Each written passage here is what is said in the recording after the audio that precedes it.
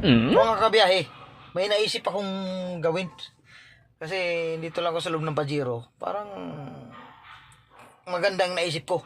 Ito guys, gagawin ko naisip ko. A few moments later. Ito guys, ang naisip ko. Tubig. At may pagkain tayo guys. Ito. Ang ating baon ay itlog. Wow. Tuyo. Almusal. Ito ang maganda kong naisip. Wala na talagang ibang naisip guys. Ito talaga. Kasi alam bakit nagutom ako eh. O, diba? Ito maganda naisip. Ito baon ko Ay mga kabiya, almusal tayo. Ano na eh. Mag alas 10 na guys, pero almusal na to. Diba? Nice.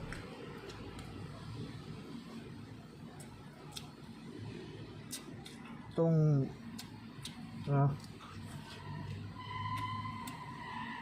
kami mga driver. Pwede na. May baon ka. Kasi pag wala kang baon, tumatakbo ka sa Kailis traffic. Baka mamaya guys, nahilo ka. Delikado. Kaya, dapat mga driver may baon yan. Lugo. Napit-pit na. Importante may pagkain at may tubig ka. Oh, tubig. Ang sarap ng buhay nito. Ang sarap ng buhay mga nahirap. Kain sila kahit saan kumain pwede. Pero mga yaman hindi pwede. Kailangan nasa pista sila kumain, nasa restaurant, nasa masarap. Ako, mahirap tuyo lang Tuyo lang katapat sa itlog. Ayos na. Makain sa likod ng sasakyan. Mga mayaman, hindi mo papakain guys sa ganitong sistema.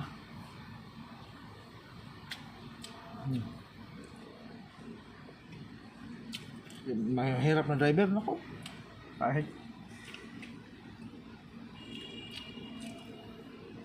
Kahit nasa basurahan pa, basta nagutom, kakain na. Mahirap eh, pero lang sa mga Marte.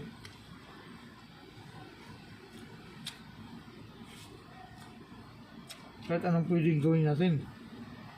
Amasyal tayo sa bundok, pwede. Hindi tayo, walang mag-ano sa atin. Walang magtatangka kasi wala tayong pera eh. Hindi kagaya nung mga mayaman. Hindi na sila pwede umakyat sa bundok. Baka makidnap sila. Sayang ang pera nila.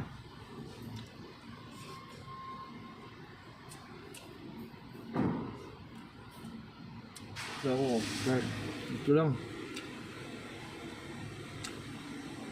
Dito lang sa likod ng sasakyan, sapat na.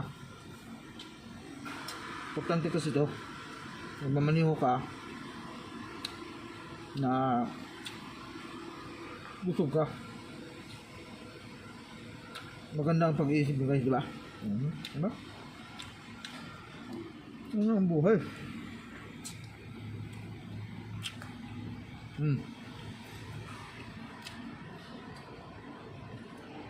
Sarap eh, kahit itlog lang. At saka bahaw.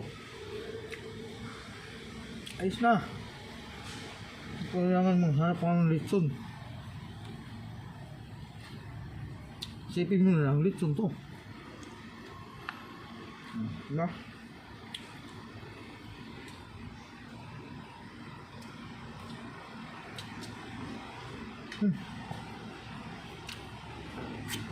Importante guys, huwag ka na magkalat dito sa likod ng sakyan. Gagalit si boss. Kailangan lang kumain ka na hindi ka nagkakalat. Hindi naman natin sa kanda eh. Kapagalitan tayo. Diba?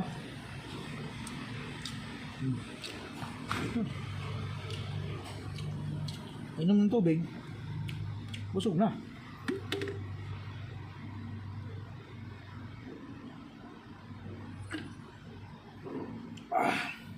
Diba? Solve.